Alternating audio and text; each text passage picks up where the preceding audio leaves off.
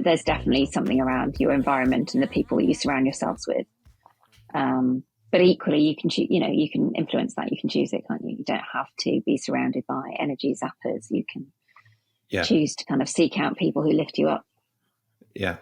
I think that's absolutely right, that we do have a choice at the end of the day. Do we talk about that great quote I came across, Jean-Paul Sartre? He said that life is C in between B and D. So B starts for birth, D starts for death, and then C in the middle is choice. So life is C in between B and D. It's brilliant, isn't it? Yeah. So simple. I'm here with my very special guest, Felicity. Felicity is the first person on the podcast who hasn't got a strict aviation link, although you are divorced from a pilot. We won't go into that too much, but I'm also divorced from the other side, so maybe there's a bit of a tentative link there. But Felicity is a great friend of Emma Henderson, who was on the podcast recently. Lovely Captain Emma, and suggested I get Felicity on because she has been through some serious challenges in life, not only being the mother of 3 children, divorcing a pilot, which is an interesting one, but has also rode the Atlantic and had stage 3 bowel cancer. So there is so much in terms of mindset, resilience, wellness that we can talk about. And the podcast is all about uncovering the aviation mindset as a metaphor for life generally. How do we face the inevitable thunderstorms of life with emotional turbulence and lightning strikes of fear, doubt, uncertainty, exposure? And I think Felicity has so much to share on that we're all going to learn something really special. So lovely to have you with us, Felicity. Thank you very much for having me, Ben. It's great to be here. And that beautiful smile is such an important thing. One thing I say to my children and anybody, there's one thing you can do to change your life and someone else every second of the day, and that's to smile. And I think that's one thing I picked up about you. So you've had some, just give us a little bit of a background of your life.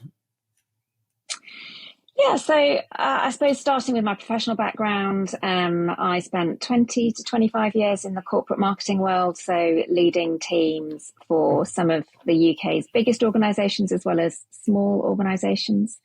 And then towards the end of that time, I took the decision to row across the Atlantic.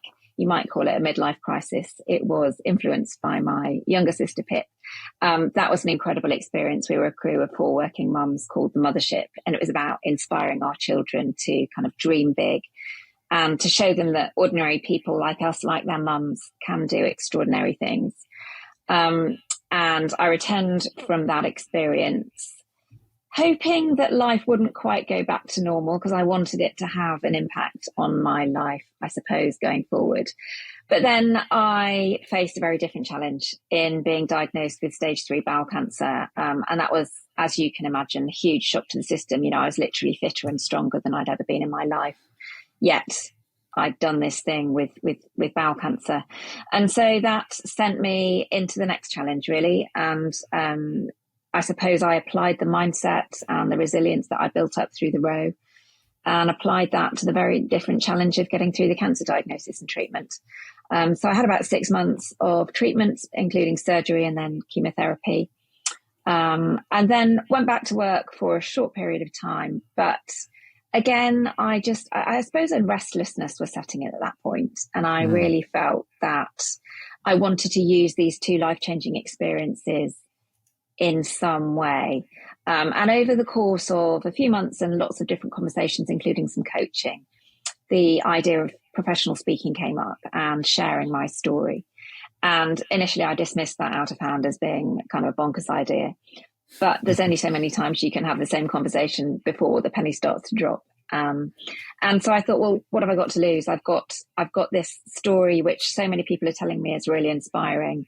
And I've got some time on my hands. So at that point, I decided to not go back into the world of corporate employment and venture into the exciting new world of professional speaking, which is what I do now.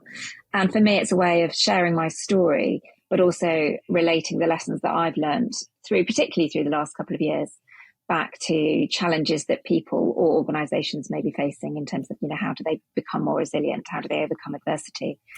through the power of kind of mindset and well-being, and also surrounding yourself with a support network. So in a nutshell, that's me. Yeah, I mean, therein we could talk for days and days about everything you've just mentioned there. The first thing I picked up there was dream. You mentioned the word dream, being an inspiration. Those are two absolutely fundamental things for me. I think as to have good mindset is we've got to have dreams. In other words, we've got to have imagination. Einstein talked about it. Imagination is everything. It's the preview to life's coming attractions. And he put his genius down to the fact that he never gave up on his imagination. In fact, he spent 20 years trying to disprove his own theory of the cosmos. He'd spent literally 2,000 years of Newton's theory on gravity. He unraveled that because he kept his imagination open. And I think it starts with our dreams. We dream at nighttime. We wake up in the morning and all the negatives kick in, and all the you can't do this and you can't do this and you've got to be wrong, and all the negatives kick in. So again, and be an inspiration, and having someone like the children as a guide point, as a focal point, as a value marker, I think is really important. But you didn't have children when you were younger, so we'll come back to that whole idea. So where did the whole strength that you clearly display, the whole mindset, the incredible mindset that you have, where do you think that started from? I think when I look back, I've probably always had this a positive outlook on life. My parents kind of nicknamed me their little ray of sunshine. I remember them giving me a birthday card. I don't know, I was 7 or 8 or something, with Little Miss Sunshine on it. And I think I've probably been quite conscious of that in the back of my mind, and potentially tried to live that label, so to speak.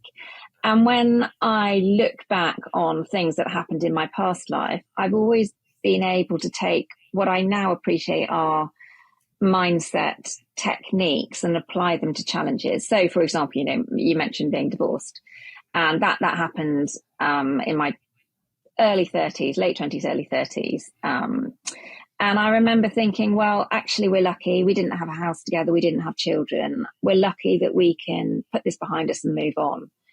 And I think being able to see something like that, which at the time was quite a stigma, being able to see the positives in it, and being able to see that, the future would be happier for both of us, was one of the earlier signs that I had of having this innate sort of positivity and this ability to reframe challenges as opportunities or negatives as positives. And then I suppose that's just something that I've worked on and built over the years. So before actually tackling the row, I had a full hip replacement. And again, wow. I after my eldest child, Sam, was born, I started to get some hip pain, and it was kind of intermittent, but it grew over time, and it became pretty inconvenient. It was the kind of pain that would literally stop me in my tracks. And when you're, chasing toddlers around car parks, that's far from ideal. So after kind of endless rounds of physiotherapy, and being passed from medical pillar to post, I finally went to see a hip surgeon who did the necessary scans and then pronounced my hip 100% screwed. And I was 39 at the time. So that's wow. Quite a harsh message to get at that age. But I honestly remember driving away from my appointment feeling elated. And I remember at the time thinking that's a really strange reaction to have, when somebody's just told you need major surgery. But he also told me that 99% of people with a hip in my condition couldn't even walk. And at the time I was able to run for an hour. And I just interpreted that as I'm nails. I just thought, wow, I'm tougher than most people and I'm going to get through this. And that made me feel good about it. And again, that label of being nails is something that I then kind of clung on to. And it's something that I drew upon to get me through, I suppose, to give me the confidence that I could take on the Atlantic, and then get me through the cancer treatment as well. So it was living up to my own label, really, and knowing that I'm pretty tough, deep down.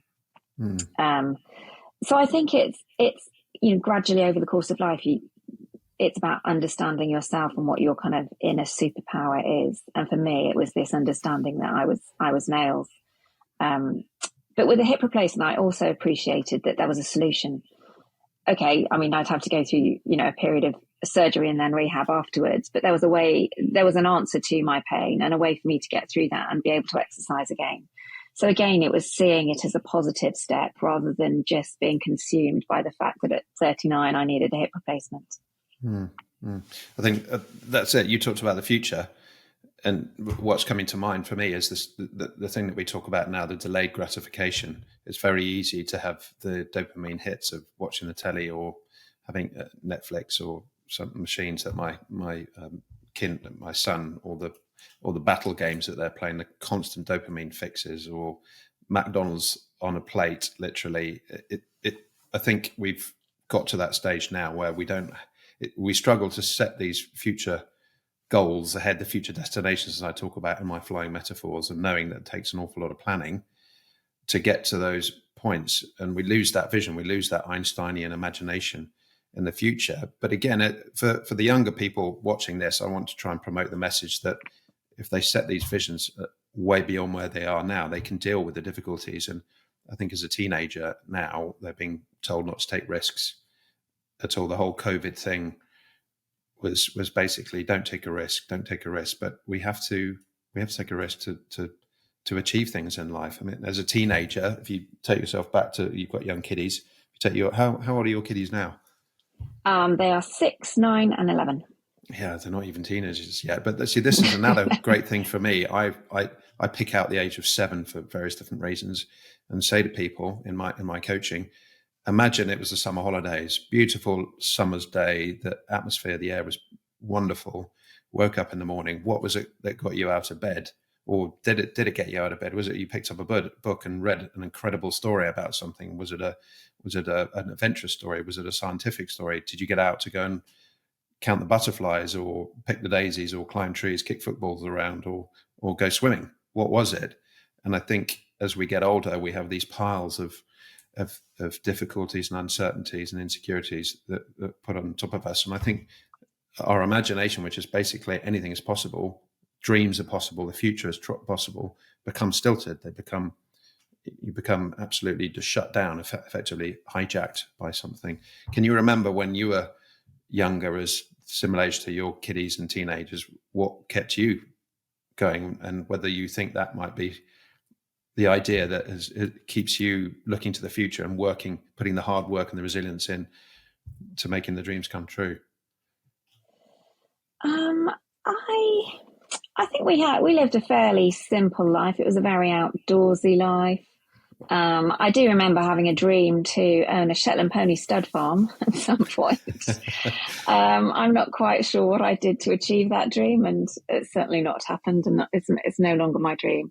But I definitely remember, if I think back on my childhood compared to my children, there was a lot more kind of free reign, a lot more creativity going on.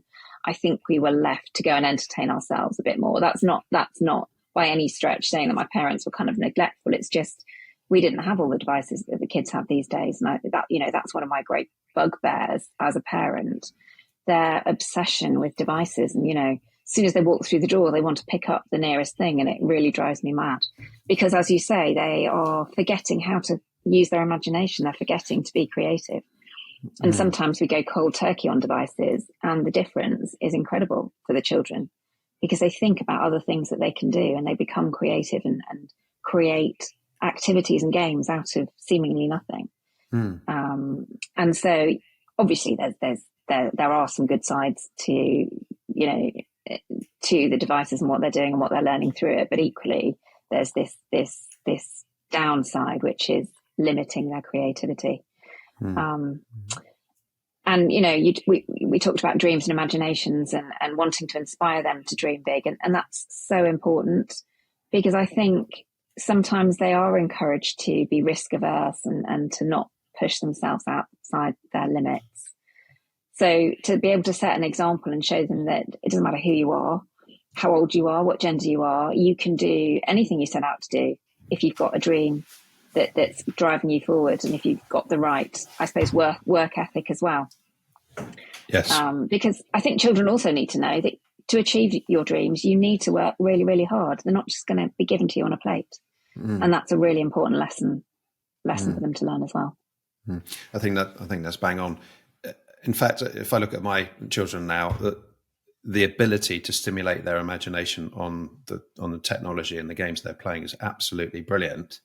So, but as you pointed out, it doesn't teach them to be necessarily creative in the old ways by having being able to create their image immediately. So I've read this book recently called How to Bring Up a Healthy Gamer by a guy called Dr. Alec, who was addicted to games until he was mid-20s, and now he's a psychiatrist, psychologist, and he helps people with addiction, because the idea is that we're so exposed, or our kids are so exposed now. Life is very uncertain. It's very easy 24 hours a day to be poked at, to be prodded and criticized and shamed, etc., etc. Whereas they can go into their bedrooms and on their devices and create their own ideal image. So I think it's still very much about imagination. They want this imagination that they're better than they're being made to feel, but it's too easy. So what's the answer? Well, it is to be an inspiration, I think, like you, to row the Atlantic and overcome cancer. And for me, it's just pushing myself out to be on a podcast like this. Never thought a few years ago I'd have anywhere near the confidence or courage to do it. Never thought I was going to be a pilot until I was 25. Never thought I was remotely intelligent enough. Just talked myself out of everything. And the thing is, you have to push. I think what we're talking about here is you've got to push yourself out of the comfort zone and do something, set a vision ahead, well ahead, and know that to be excited about the uncertainty. Johnny Wilkinson, the ex-England rugby player, basically said the definition of confidence is to be excited by the uncertainty. So, and wanting to be an inspiration is quite a good guide, isn't it? Do we want people to look at us? No, really. I mean, you could be a Hollywood star, it'd be slightly different from rowing the Atlantic, wouldn't it? Yeah. I mean, I think you're right. And when I agreed to take on the Atlantic row, I was terrified of the prospect of being in this tiny boat in massive waves. But I knew that was something that I could get over in time. We had the best part of 2 years of training to get both physically fit for it and also mentally prepared for it. And if I'd listened to those fears, there's no way I would have said yes in the first place. But it's about challenging yourself to find a way through the fears. And it's talked about a lot, but it's about controlling the things that we could control. So there's no way we could control what was going to happen with the weather and the waves and everything else, or COVID for that matter, because it was during COVID. But what we could control was making ourselves as physically and mentally prepared for the challenge as possible. So it was about putting together a really tough physical training program and following it religiously. I was ruthlessly protective over my training time because I knew that's what I needed to do to get myself physically ready, which in turn gave me the confidence and I suppose the mental strength that I could do it. And it was also about taking control of other areas like our technical preparation as well, and making sure that we knew all of the bits of equipment on the boat inside and out, and that we knew what the protocol was when things went wrong so that we could cope with the challenges that we would inevitably face along the way. So I think there's lots of things about preparing yourself for challenges, but being prepared also to put yourself in those uncomfortable situations which do take you out of your comfort zone and do, put you into a stress situation. Yeah. And again, big imagination, big plans, but you also mentioned that you were absolutely determined to stick to your training regime. And that's the marginal gains. So Dave Brailsford talked about that, didn't he, with the cycling team, whenever it was 10, 15, 20 years ago.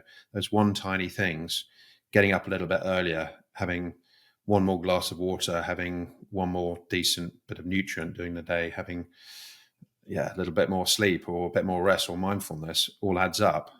So it's not this, it's not the kind of, I'm just going to hit this one thing 110% harder than I was yesterday, the build up. And I think it's really important, like you just said, religious about your routine. Routines are just so phenomenally important. Yeah. If that, if you're consistent with something, then it builds your competence and then your confidence. And the three C's are so interlinked. So whether it was say that again. So confidence. What do you say? Confidence, confidence. Consistency, competence, confidence. Yeah. So the consistency of the physical training built my physical competence, and that in turn built my confidence. I love that, that. my body would be able to cope with it and it wouldn't let me down. Yeah. Because that, to start with, was one of the big unknowns. Could I, in my mid-40s, do one of the world's toughest endurance events? Could I put myself through that? And so it was undoubtedly a big test of my physical endurance. But it was also, in fact, in more ways, a test of mental endurance because of the length of time we were away and the monotony of what we were doing. It was about, I think, 1.5 million oar strokes or something along those lines from start to finish, 40 days. That's a huge length of time to get your head around. And you have to be absolutely mentally prepared to take that on. Yeah, very much so. Okay, so there's so much that brings that. So 40 days, millions of strokes. And so with the four of you in the boat, or did you have two and two? Yeah, four of you in the boat. Yeah. So you're in incredibly confined periods of time, literally breathing down each other's necks. Well, I suppose if you're in the back, did you rotate the seats around? As in change positions? Yeah. On the whole, we stayed in our same positions, but sometimes we rowed. So ordinarily, the shift pattern for a four is rowing 2 hours on, 2 hours off in pairs. Yeah. But we spent quite a lot of the race rowing 3 up, which is 3 of us rowing at any one time. So then we had to change our shift pattern. So then you would find yourself in different seats depending on which seat happened to be free when you were ready to jump in. But on the whole, I was in the bow seat. And that's where I stayed. So I didn't move more than a couple of meters pretty much for 40 days. It's an interesting existence for that time. It's just that I'm thinking about the ones right in the back, that at least they've got three bodies and 3 sets of hair and 3 sets of necks and 3 sets of shoulders to be concentrating on or looking at, or for a bit of difference. And if you're right at the front, you haven't even got that, have you, to look at? It's phenomenal. The boredom or the routine of, just the consistent routine of it. Yeah. And actually, I did find it quite hard when I had to sit in the stern seat, especially because ordinarily the stern seat was the seat that we didn't use when we were rowing 2 at a time. But when we brought it into play, you were coming quite close then to the stern cabin each time you came forward on your stroke. And we had sponsor stickers on the cabin, and all you could do was stare at these same stickers all the time. Or if you craned your neck either side to try and look around, you'd then get a kind of, a stiff neck one side or the other.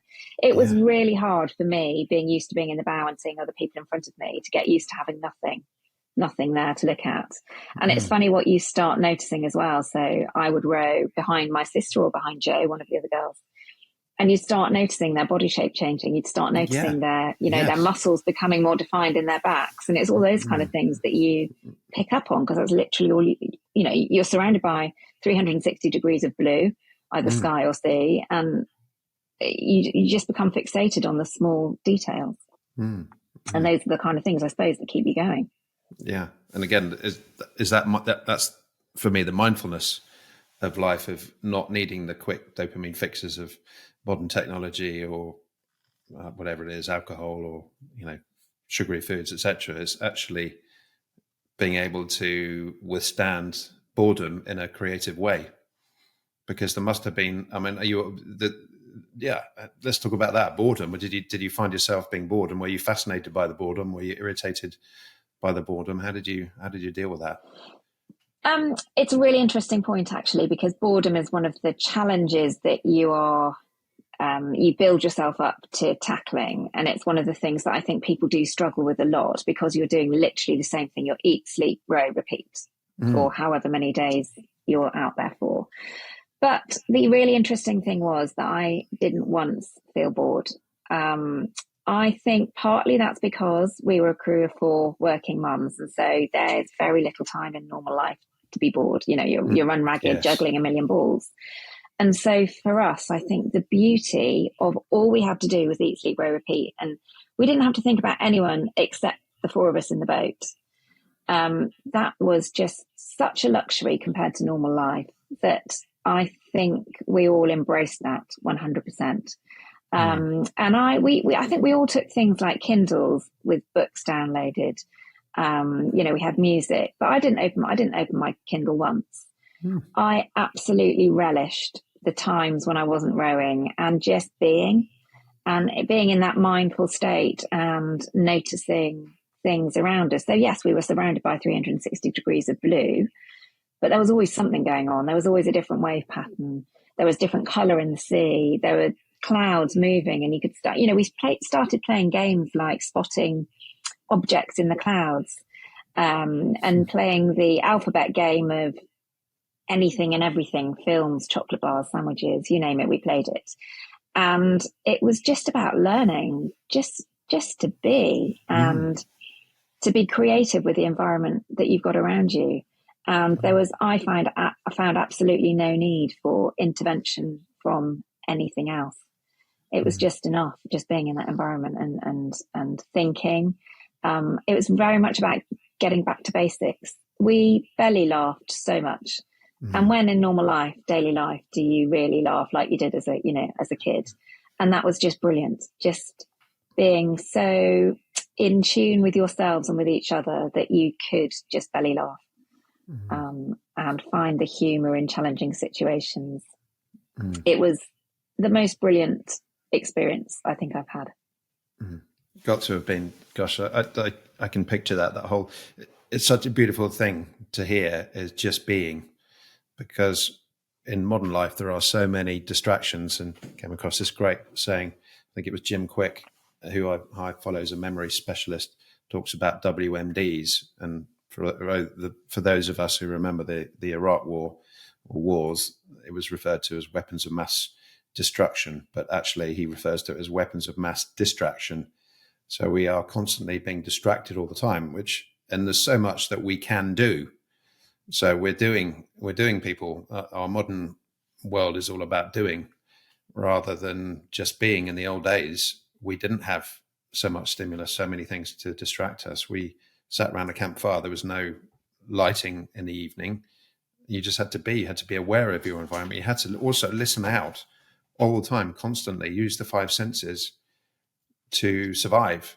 In the old days, you needed to be able to hear, see, absolutely tune in the most phenomenal way. Otherwise, you were likely to be dead pretty bloody quickly. So it sounds to me as though what you were doing was going back to those primary ideas of survival, which intrinsically, of course, is all about coming together as a community.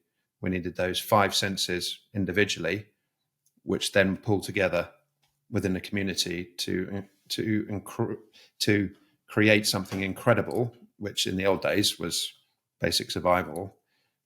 You must have thought that on that water, it was about survival, but with also the goal of having a bloody good laugh at the same time. Yeah.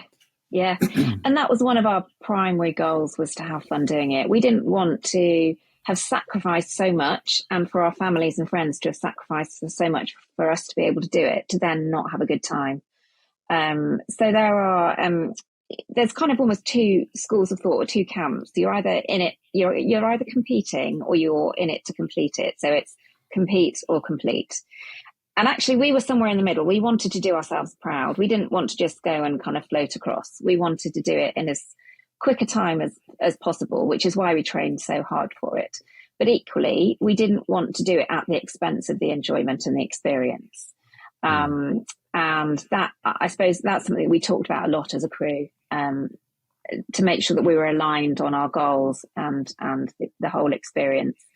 And we put a lot of time into the teamwork and building the teamwork and getting to know each other really, really well.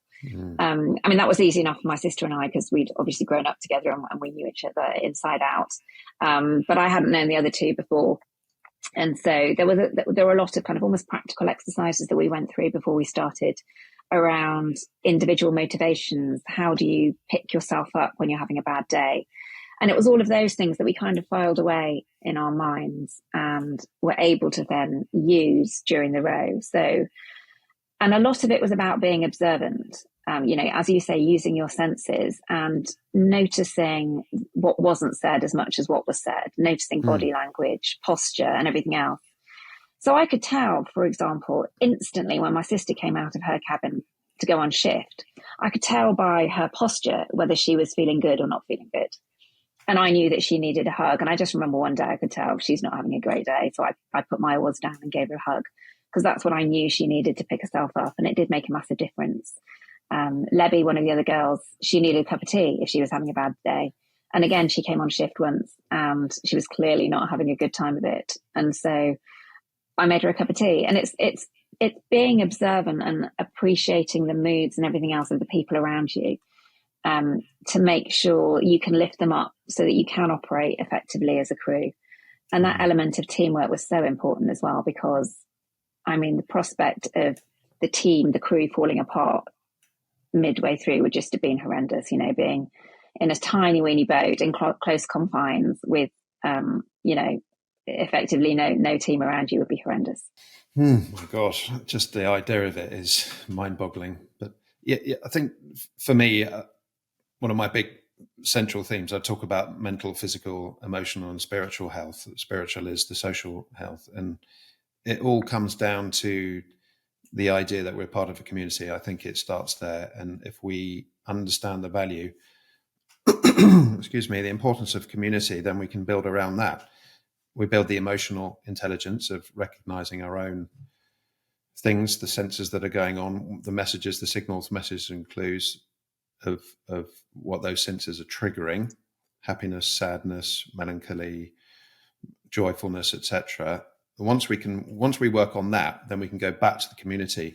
I follow this Alfred Adler's psychology. He was one of Freud's contemporaries, but he broke away from Freud because Freud talked about cause and effect. You're basically, effectively, you're screwed now because of your past, and that's it. Whereas Adler was like, no, may have had some things that's happened to you, but you always have a choice. And he had three things up his sleeve: was excuse me, self-developing ourselves so we become self-reliance, confidence that the people around us are our comrades, excuse me, sorry.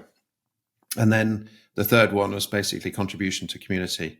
And it sounds to me as though you hit those numbers absolutely. It was absolutely intrinsic that you work together because of your basic survival, but you also want to have a bloody good belly laugh and to be confident in yourself, emotionally confident in yourself and your physical side, being able to read your circumstances, the other circumstances, and effectively looking at a big picture, always having to look at a bigger picture, never just concentrating on yourself. It's always about the big picture, about the community around you, which I think is the thing that keeps us alive and thriving.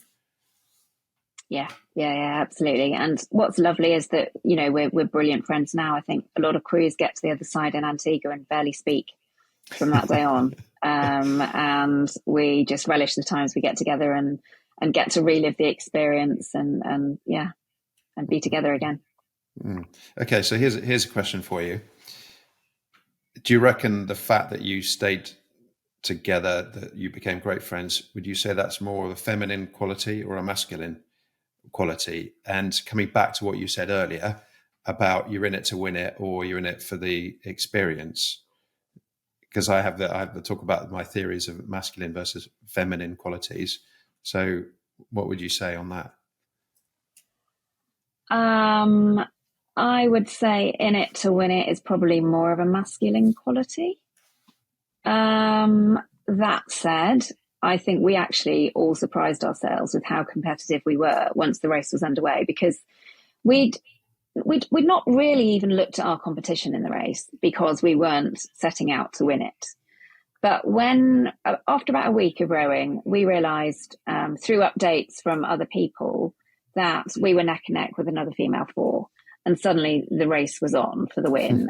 You know, we'd have updates from family and friends on the sat phone and from the race team who would say, you can win this thing. And suddenly it planted this seed. And it was really interesting how that, I suppose, changed our dynamics and our conversations, because suddenly every time anyone spoke to family or friends, it was, where are we versus this other crew? And it became a little bit obsessive. And then it started to expose some differences in the competitive nature of the individuals within the crew. So one of them in particular was really competitive, really wanted to win it in the end. But I think we were all more competitive than we'd thought initially. And so that's when we did start rowing 3 up to try and get as many miles under our belts as possible. And we spent probably 2,700 miles literally neck and neck with this other boat. Not that we could see them. I mean, they were hundreds of miles up or down from us. But in terms of distance to the finish, neck and neck, we'd go ahead by a couple of miles. They'd go ahead by a couple of miles. The lead changed hands many, many, many times. They did eventually, with about, I don't know, the last 4 or 5 days to go, they did pull ahead and finished maybe 5 hours ahead of us in the end. But it was really interesting how that changed our dynamic. So still we were desperate to stay friends, but we equally knew that we had to review our original goal of not being in it to win it, because we were in this quite interesting position of being neck and neck with another crew. And we also realized that, I think, because one of the girls was so competitive, I think her experience would have been diminished if we hadn't pushed on, and the rest of us were game on as well. So I think for the greater good, we all decided that we'd give it our all, and do everything we could to row as fast as possible, without it actually limiting our experience either. And that's a good one, because that was my question. Would you say that your ultra competitive friend there was an inspiration for you to push harder yourselves? In part, but it was also knowing that it was something she felt so strongly about, and she almost needed that to keep the crew together. We almost had to support that for her. Okay, so the social intelligence going back. Yeah. And because the rest of us were quite happy to do that, it wasn't like we were doing that at our own expense. It was acknowledging that this is something that we feel, for the greater good of the crew, we need to do. But it's quite a process, I think, that we went through in terms of getting to that point. That's fascinating. So effectively you decided, again, we have limited beliefs. I call them the little bastards. Effectively, no, can't do this and don't want to do this. And so we fight for our limitations, and we get to keep them, of course. And one of my opposite analogies is UFOs, unlimited, fabulous opportunities. And I think if we use our imagination to go beyond the limiting beliefs, the little bastards that we have in our own mind, then we can go somewhere else. And the fact that you saw socially and intelligently that your friend would be diminished, and then the whole crew, the whole community would break down is absolutely brilliant. So, and just going back to, so I would agree with you that this whole goal setting is a masculine quality. Let's get to the end. And then if it's too dominant, then the journey is missed, the experience, the being in between. It's all about doing, it's all that focus. And so much, 95% of the wonder of the experience is lost. On the other hand, the feminine side of it is a little bit, well, I'm not sure and don't want to take a risk, and I don't think we can do that. So just to explain my theory very briefly, is that I hear constantly this conversation going on in the wide world now about toxic masculinity and the patriarchy and victimhood on the women's side, the men's side. I don't know if you noticed, that's the first time I've used men and women, because actually I believe we have a masculine and a feminine qualities inside of us. And I think the answer out of our current difficulties in humanity is because we're not just surviving, we have the ability to thrive, yet we're not being encouraged to develop as a man. I do definitely, but we're not being encouraged to develop our feminine sides. And I think as women, we need to be encouraging women to be more masculine, i.e. so the male sides are very much assertive, going to do this. We've got to do this because of basic survival. Now we can do it because we want to thrive. On the feminine side, don't take so many risks. We need to be nurturing and caring and compassionate, empathetic, etc. And I really think that the answer is to develop that. So if I look at you, the four of you in the boat, I think to set that goal in the first place is very much a traditionally masculine quality. And the empathy of coming together as the team and the compassion and reading each other's moods is very much the feminine quality. So I think what you've done is just an absolutely brilliant, brilliant message for what we all need to do. And it doesn't matter whether you're women or men in that boat, is that you found the right blend to get there. And then thinking about how did you respond when you found out that you were 5 hours behind the other boat crew? I think in different ways. I think Levy, who'd been the most competitive, I think she took it quite hard. she'd also lost an awful lot of weight by that point, and I think that started to affect her mood a bit. And so I think she struggled with it a little bit. But actually, by the time we finished, we were just so overjoyed to have done this incredible event. And we'd set out to we told people that we wanted to do it in 45 days or less, and we did it in 40 days. So in fairness, we smashed our goal. Wow. And we were all so proud of what we'd achieved that almost the fact that we'd come in second to the other female crew was neither here nor there. Because we'd never said, and I think we went back to our original goal, which was for the experience, but to do ourselves proud. And we absolutely ticked all those boxes. And so would it have been nice to get the fancy watch at the end of it and be the first women in? Yes. Did it affect it? No. No. We had all of our family. We had our family there to greet us when we finished. We felt like superheroes. It didn't. Yeah, I don't think looking back, it affected it one little bit really in the end, because it's not what we set out to do. It's just something that crept in as we were mid-race, and it would have been a nice to have, but it absolutely wasn't the be-all and end-all. Okay, so basically, your goal was to have the experience, which as soon as you said that, I had a tingle around my body, because we can have effectively what's the intention of life for me? It's having experience, discovering, learning something new. It's just phenomenal. And if we focus too much on that physical achievement, that practical achievement, then we do miss the journey. If I think about my journeys across the world, I came back from Buenos Aires yesterday, 12 and a bit hours. It was 13 and a bit hours there. We put so much effort, so much planning into the takeoff stage, knowing that all our ducks are lined up so that we've got enough fuel, we're going to avoid the thunderstorms in the mountains, fly efficiently, try and do it as enjoyably and safely is the number one, but enjoyably.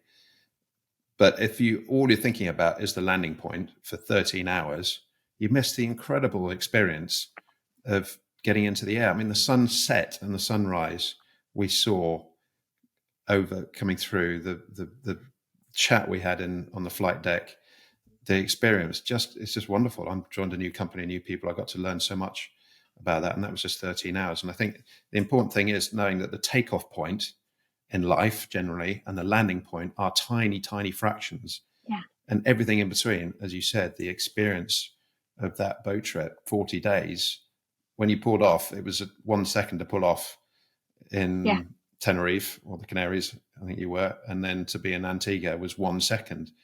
And however many seconds that is in between is something to be relished, is to be, not just to do and to be. Yeah, absolutely. I mean, as you say, there's the beginning and the end, there's such fleeting moments in time, blink and you miss them. But there is so much to take from the journey. And actually for us, the journey wasn't just the 3,000 miles from the Canaries to Antigua. It was the 18 months that went before it as well, because we learned so much through the training. And so it was the overall experience. And what was also really interesting as we approached Antigua was, I think certainly I did, but I think we probably all felt this slight tinge of, I'm not sure it's regret or nostalgia, just almost wanting the journey not to finish. Because it had been so incredible and so special. We didn't want it to end. And so I think if we could have stopped the clock at that point and hung around for another day or so out there, I think I would have done. Because we did 100% embrace the journey and everything we learned along the way. And of course we had to get to Antigua because there was no other option, but it was about the journey much more than the destination. Definitely. Oh, it's just so inspiring. Okay. So, right, let's go back to your kids. So I love that there's two things. I'm going to start before the journey, which effectively said the journey, there is never a before and an after. If we think about humanity as a whole, everything we are doing now is because of the experience of millions of years of humanity. So, and it's never going to, it never stopped or started from somewhere. It never will do. So the whole experience is all really intrinsic. That's my spiritual understanding. So two stories. I love the fact that I think your kids were just so focused on the donuts and the hotel in Antigua. Tell us that little story. And the mindset that brought you around the four mums to say, we're going to put ourselves into this potentially disastrous situation and could be totally life-threatening. Yet you were prepared to do it because it wasn't sod you, children. I actually want to be an inspiration. So yeah, I'll do the first bit of that first because it's quicker. If you ask my children, or certainly if you asked my children shortly after their trip to Antigua to see us finish, what was the best bit about Antigua? Seeing Mummy finish this race didn't enter their minds. No, it was about the buffet breakfast in the hotel. It literally blew their minds, the fact that they had free reign over all manner of treats and fabulous looking things. They fully embraced that, and they were there with their cousins as well because my sister was in the boat, and they're best of friends with their cousins. So they just had an absolute whale of a time living it up in a fancy hotel in Antigua with free reign over buffet breakfast, lunch, and dinner, and all sorts of other things in between. And that for them is the biggest thing they remember. My eldest, who was, I think he turned 9 while we were doing it. He talks often about having 8 pieces of French toast one breakfast. that's his abiding memory from this trip to Antigua. But equally, I do know that they are immensely proud, and the way that comes through is just on random occasions when we're talking to people that we don't really know. They'll just come out with it. They'll butt into a conversation, go, "Mummy rode the Atlantic."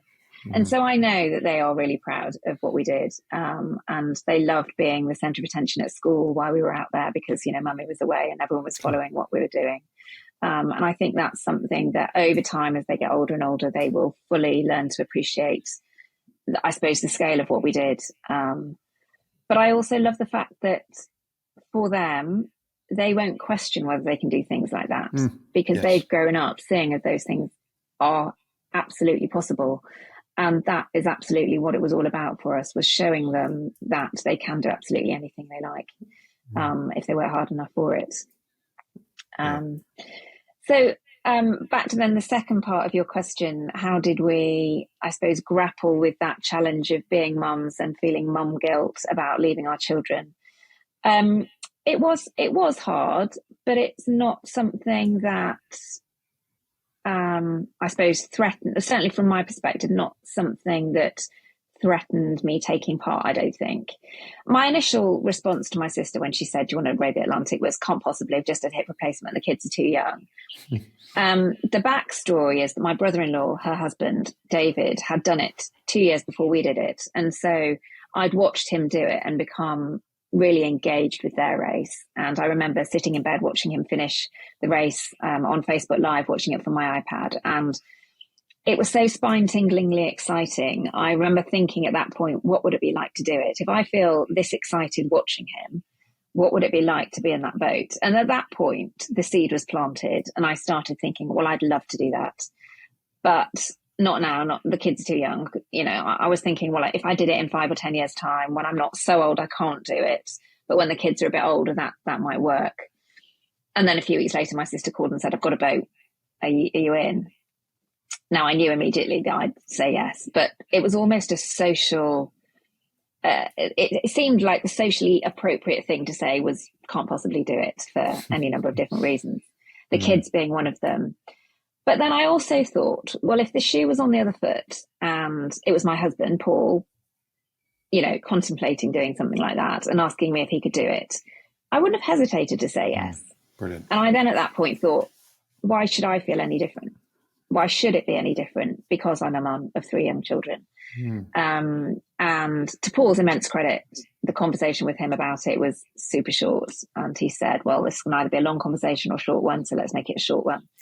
And he was so supportive because it's no mean feat agreeing to solo parent for 2 months over Christmas. And as it turned out, during COVID and lockdown.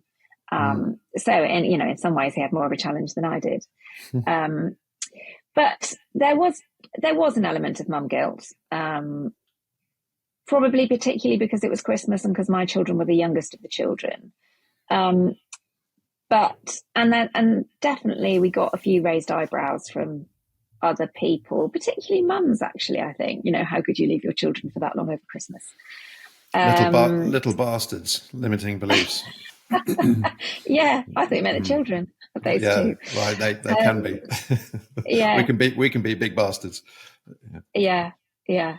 So there was definitely an element of that, but the overriding thing was we knew that in the long run it would be this massive inspirational thing for them growing up, and the benefits for the children in the long run would massively outweigh the short term, upset of mummies not being at home.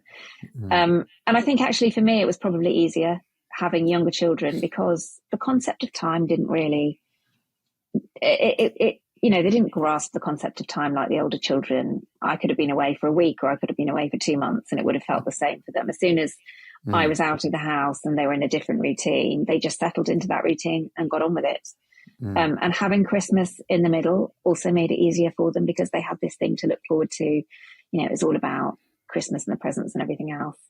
And I think they coped with it brilliantly, probably better than they would do at their ages now, I think, because they're Yeah, that little bit older. yeah. Adaptability. When Yeah. we're younger, we adapt and we're flexible. Another of my metaphors for life is we have a very strong core of an aeroplane. We get in there, the pilots get in the front and the passengers are in the back. We are supported by this incredibly strong tube that withstands all sorts of different pressures and stresses. We're all together. So you might have the pilots up the front who are leading the way, but we're all on the journey together. We're all dependent on each other. And yet we've got these beautiful, long, elegant wings off the side, which are flexible. And as we know, if you've sat near the wing, when you take off on a runway, it flexes and bounces everywhere. And people think, oh my God, it's going to fall off. But the reason it's flexing is because you'd either be completely sick or your teeth would have been knocked out by the end of the runway because of the bumps and the vibration. The flexibility absorbs the bumps. And it's the same when you go through the thunderstorms or whatever. It's constantly flexing to create a comfortable ride, but it's very smooth. And I think that's about mindset. When we're kids, we are very adaptable, very flexible. Our mindset is very flexible. We're trying to take everything on board and process things, but we need to have that strong core ability, which is represented by social and emotional intelligence. And I think that's great. It's a great story, and the fact that you displayed both to do what you did, as well as understanding that it would be a great inspiration for the children, is build those, have a great goal, build the strength inside physically as well as emotionally and spiritually, and the journey will be incredible, really. So, and I love the fact that your children, their focus was so uncontaminated with that smorgasbord of and I do that. I go around the world staying in these 5-star hotels, and one of my biggest challenges is not to binge eat. I'm very disciplined. I can be away from food for 2-3 days sometimes and fast for 3 days, but when I come to that food and it's in front of me, all my Christmases have come together. So I can completely understand that for them. Well, we got to move on from that, haven't we? Those childlike tendencies to just think, let's smash it, and let's actually build something in the future, and then the delayed gratification and resilience and all the rest of it, which leads nicely into the next stage in your journey. Is you were feeling a little bit uncomfortable in the boat, and your reward was for the most inconvenient person to have the most inconvenient poo, which I love the story. Tell us about that and how it led on to the next challenge in your life. Yeah, so I suppose it was probably in the second half of the race. For some reason, when I was rowing on night shift, I'd need to go to the loo, number twos. And we had a sort of a rule that if you needed to have a wee, you could stand up and have a quick wee while you're on shift, but otherwise you didn't break your shift, because it was about being consistent on the oars and getting there as quickly as possible. But I'd get this cramping and feel like I really needed to go to the loo. And so I'd wait until my sister came on night shift, because we split shifts. So I'd row 1 hour with Joe and 1 hour with Pip. And I'd wait for Pip to come on and go, I'm really sorry, but I'm going to just have to go to the loo, which was a bucket. Didn't think anything of it though, because everything we were doing was strange. There is nothing normal about rowing 16 hours a day. There's nothing normal about what we were eating. And therefore, it was entirely reasonable to think that there would be a change in bodily functions as well. So quite understandably, didn't think anything of it. Then on the penultimate day of the row, to pass a bit of time, we held the Mothership awards ceremony. There was nothing to actually award, but we did things like, best mother and worst mother. And then, as you say, I got mother most likely to need inconvenient poo on night shift, which was a classy title award. And actually that was written up in social media. We got the record of that in social media, which when you look back on it now, you go, there was a reason for that. Yeah. But didn't think anything of it, finished the row, went back home, back to work. And then most of the little niggles that you pick up along the way sorted themselves out. But this sort of cramping feeling didn't. And it kind of got worse and worse. So I started needing the loo more often. And then it was when I started noticing blood in my stools as well that I thought I'd better go to the doctor at this point. So I went to the GP and had various tests and was told highly unlikely to be anything sinister. We just need to rule it out. Found myself on a 2-week pathway for colonoscopy, and I had my colonoscopy, and it coincided with the day of the award celebration for the row in London. So I opted not to have any sedation because I needed to be able to drive to London and have a drink later that day. And you can't drive or drink after sedation. So I opted not to have sedation. And midway through the procedure, found myself being told, that's a tumour, you have cancer. And that was a massive wake-up call. I mean, I knew I was there to rule it out, but repeatedly, even on the way into the theatre to have the procedure, I was told it was highly unlikely. But there it was on the screen, because during a colonoscopy, you face a big plasma screen so that the endoscopist can see what he's doing. And there was no denying that there was something that shouldn't be there. So that turned my world upside down and my family's world upside down, I suppose. And suddenly I was facing a challenge of a very different nature. Another survival challenge, but very much more at the forefront of your head rather than the back of the head. Yeah, absolutely. But the clinical staff was so kind, but also immensely pragmatic. Before my procedure, they'd done my observations, and one of the nurses had said, "You're incredibly fit. What do you do?" And so I said, "Well, I've just come back from rowing the Atlantic." So obviously in the background, she told various other people, and the whole team knew about my Atlantic rowing exploits. And then once I got the diagnosis, it kind of put into, a chain of events started, and then a senior consultant came in to stick a cannula in my arm. And she said, "Look, you're just going to approach this like you approach the Atlantic, with the same determination and attitude, and you'll get through it." And that was such sound advice. I mean, I think I probably would have done it anyway, but she was so right. It's taking that mindset and applying it to a very different challenge. But it's about being positive and being determined, and doing everything you can to get through it. And then the nurse that was looking after me after the colonoscopy looked at my painted toenails, which I'd done for the black tie do that night. And she said, "Oh, your toenails look pretty. What's that for?" And I said, "Well, I was supposed to be going into London for this awards ceremony, but I don't suppose I'll do that now." She said, "Well, why not?" She said, "Physically, nothing has changed since you walked in here this morning. So go and enjoy the party, make the most of it. You deserve it. And you can deal with this tomorrow or the next day or the next day." And again, I thought, she's right. This cancer, in all likelihood, it will stop me doing things in the future, and it will mean that I miss out on things, but it doesn't have to mean that now tonight. And I can't delay this event. It's a once in a lifetime opportunity. So I did. I got my glad rags on, went into London, celebrated with Mothership, and faced what came next the next day. So amazing story. So here's a big question. Did you enjoy that night?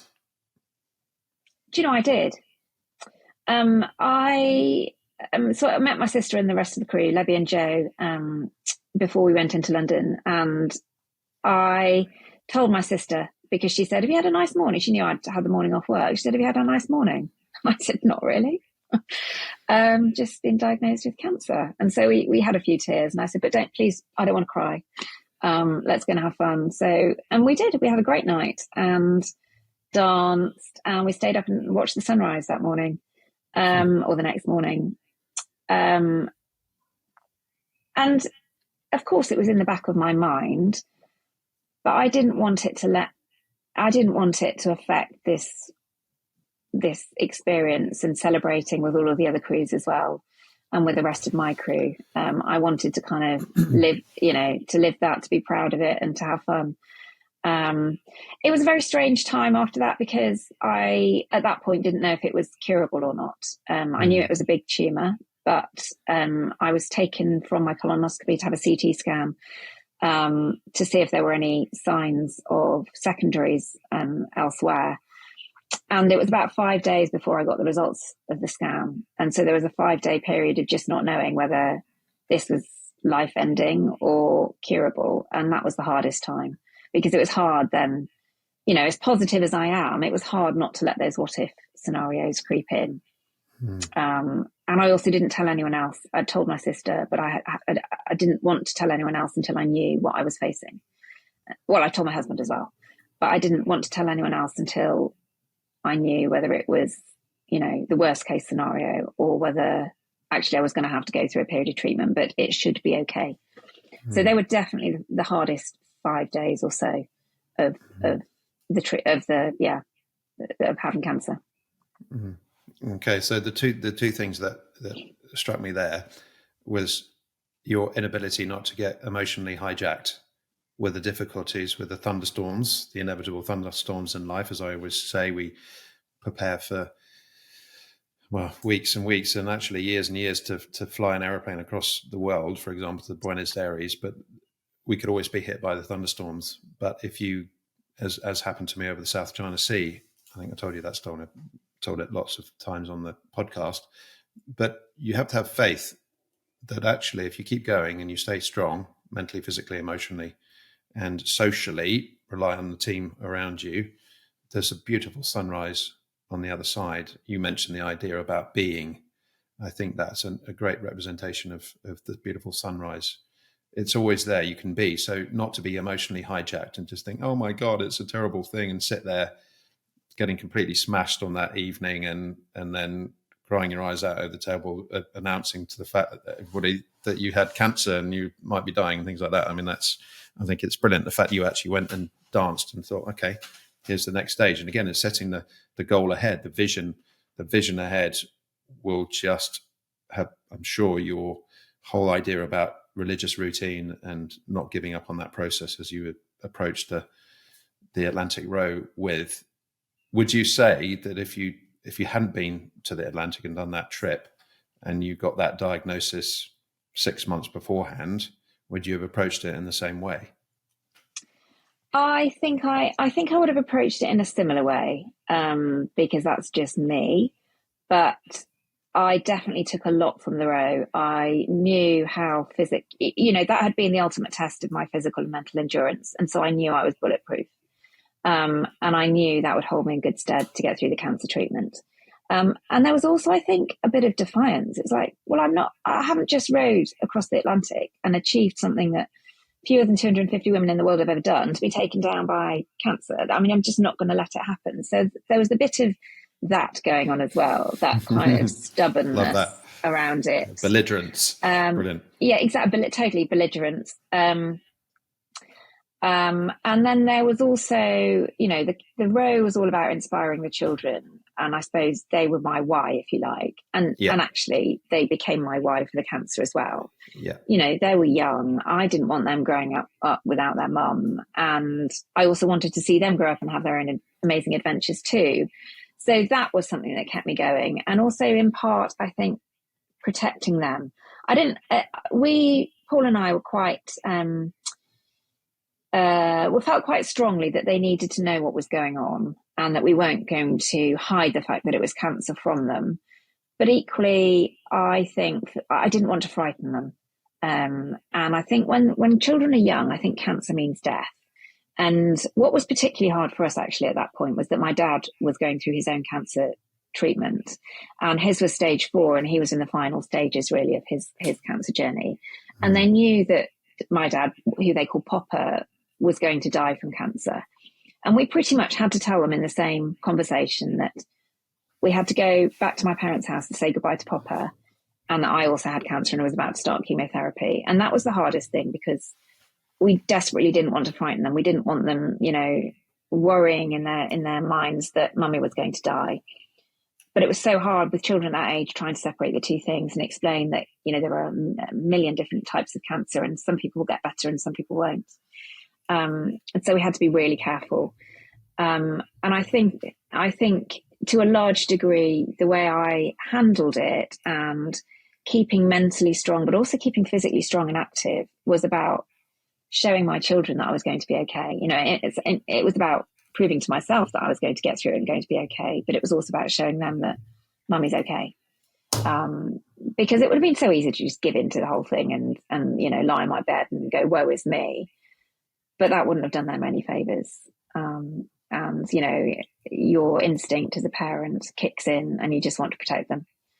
And so they knew I had cancer, and they knew I was we didn't want to hide it from them, and it wasn't the right thing to do.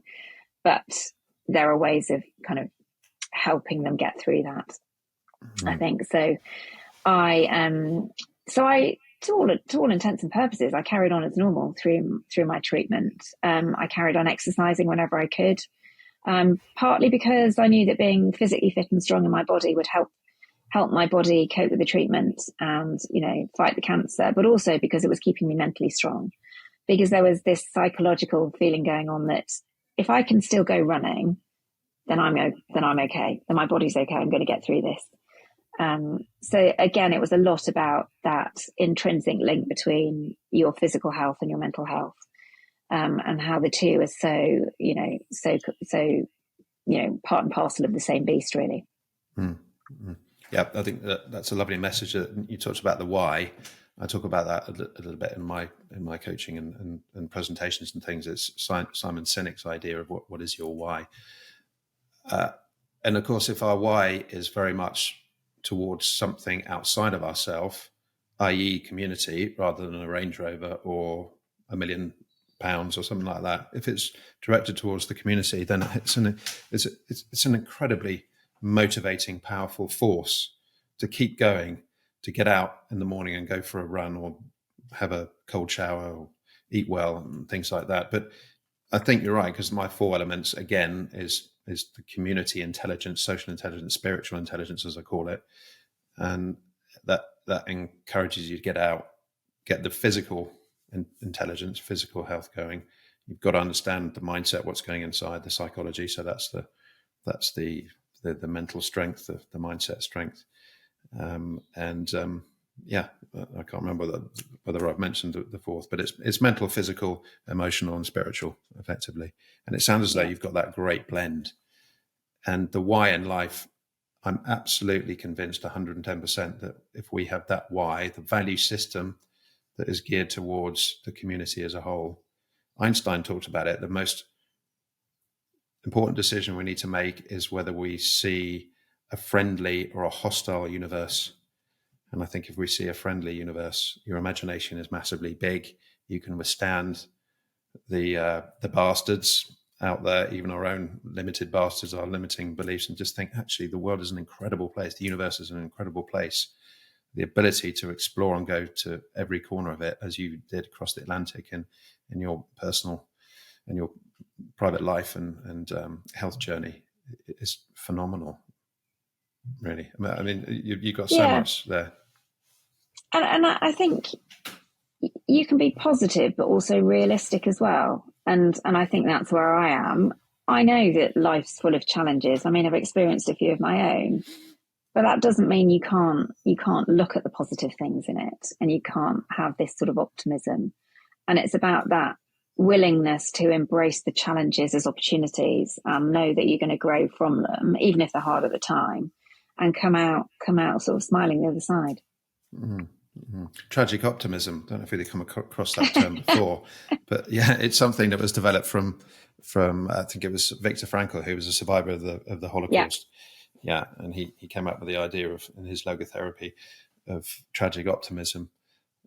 That despite the circumstances, there's still that belief that something's good, something is worth aiming for, because otherwise we can be, oh, don't worry, have a nice cup of tea and you'll all be fine, it'll all be fine. And of course that's not very realistic, and that can be actually quite toxic, because it means you're running away from emotional feelings, which they are signals, messages and clues for us to address a problem. If we're feeling shameful and full of anxiety and bitterness and resentment, there's a message there. We can't try and pretend that it's not happening. But I think that's different. Just going back to the two things I was thinking about earlier, was you talked about the guilt of going on the row whilst you were a young mother, the social pressure that often leads to the guilt. I think when it comes to the destructive element, when that guilt turns to shame, is when we're in big trouble. Brené Brown talks about it. She's a shame researcher. That's where the sniper is hanging around in the shadows, ready just to blow a massive hole in, between our eyes. And I think if we can process that guilt and think, well, is that about me, or is that about somebody else's limiting beliefs, little bastards in their own mind? Is it because they don't feel confident or courageous enough to do it, and they want to try and shame me to hide away from their own feelings of inadequacy and things like that? And that's a very difficult thing to process, whether we're being caught by external expectation. And that's, again, where we have to develop the innate emotional side and the spiritual. I'm doing this for the long term, for the community. There's some tribes I've heard of who, when they make a decision, they plan for 4 generations down the road. Isn't that absolutely brilliant? You're thinking, how is this going to benefit humanity and our tribe and the community and the universe 4 generations down? Is a wonderful long-term goal setting, as we've been talking about. Yeah.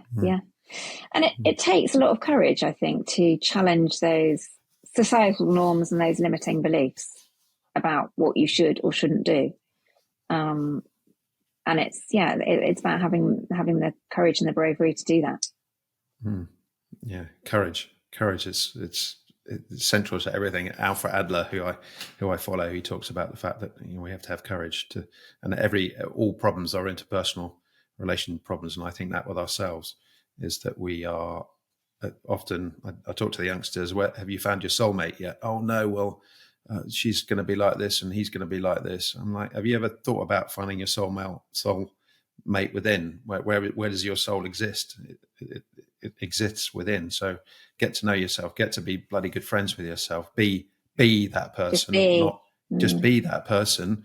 So you think, oh gosh, I'm fascinating individual. I came from a seed and an egg which had almost no chance of germinating together. If you think about the probability of us being alive and all the generations and all the genes that have died out and before, the fact that we're on this planet in the first place is just phenomenal. And I think if we can understand that and just think we are absolutely a miracle, what does that mean? Oh shit, if I'm a miracle, that means I have responsibility. I need to respond ably to everything that's going on, responsibility. So I'm going to look at my community and I'm going to do stuff now, which I think is going to benefit the community. That will help me overcome my self-consciousness, my potential guilt, and I won't be ravaged by shame, which is the killer. And I will leave this planet with a level of inspiration, if not spend the time on it as an inspiration as well. I think you just embody all of that. It's just so uplifting. Your story is so uplifting. And you're still here looking absolutely fabulous, fit and healthy, and a massive smile on your face. And there is nothing that you can't achieve, I would say. Well, we'll see. No, I mean, it is interesting looking back, because I think, going through both of those experiences have then enabled me to have a complete career pivot and do something very different with it. And I wouldn't have had the confidence to do that had I not gone through those two things. I don't know what that was. So it's built me up for the next stage of life, I think, in an incredible way. And it's really interesting looking back, because would I take any of it back? I don't know that I would, because I've learned so much, and coming out this side of it, I just feel so positive, and better able to tackle whatever lies ahead. It's brilliant. Imagination is big. Okay, so let's plug Felicity in the next stage. So public speaker, motivational speaker. Yeah. What's the plan? Where can we all find you? Well, you can find me on LinkedIn. I think there's only one Felicity Ashley, or on my website, which is felicityashley.com. And again, this was really brought about by, I think, finding my purpose through the row and then the cancer. Because after the row, I really wanted to be able to use it in some way. I didn't want life to go back to normal. And then, of course, the cancer diagnosis happened. And when I came round from my surgery, I just felt compelled to share two pictures: the picture of me finishing the row alongside the picture of a selfie I took with, tubes up my nose, looking pretty awful after my surgery. I felt compelled to share that because I wanted to raise awareness that it can happen to anyone at any time. It really is indiscriminate, and just to show people that although I don't want them to fear, what potentially lies ahead, also don't fall into the trap of thinking it won't happen to me. And actually speaking is a way that I can bring those two things together and share my story and help raise awareness of that juxtaposition between being super fit and super ill, and relate the lessons that I've learned through these two life-changing experiences back to challenges that individuals face, or indeed organizations face. And so it really has become a way of me kind of fulfilling my purpose, if you like. I found a new purpose through these two experiences, and speaking is a way of living in harmony with that. Very much so. Well, your storytelling with real experience and very clear processing of your experience, and that's what brilliant storytelling, and it's just inspirational, and it is the responsible thing to do. So that would be my thing, is that even though it might be, certainly for me, I'm quite a self-conscious individual. I'm a natural introvert, but I know that if I can tell the stories and relate something that might have an impact on 1 out of 1 million people, then it's got to be worthwhile. And I think you completely understand that. So let's. I'd love to continue this conversation on forever and ever, as always. But what would you, for the youngsters, and you've got youngsters, I have as well, but we've got to the adult stage now. What bit of advice can you give to somebody who's struggling with their mindset and not feeling the motivation to give things a go and to live a life full of experience and discovery? I think it's look within, because within us all, we all have the ability and the power to change our lives. So it's partly about looking within, but also embrace the power of your support network. So surround yourself with people who can help you and lift you up, and never think you have to tackle anything on your own, because nobody achieves anything significant on their own. The 100-meter sprinters in the Olympics don't do it on their own. They have massive teams around them, and neither should anyone else. So don't be afraid to ask for help.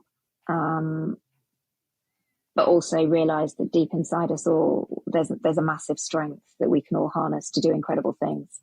I think my big message really is that ordinary people can do extraordinary things. You just need to have the desire, the ambition, and the mindset, and people around you to help you with that.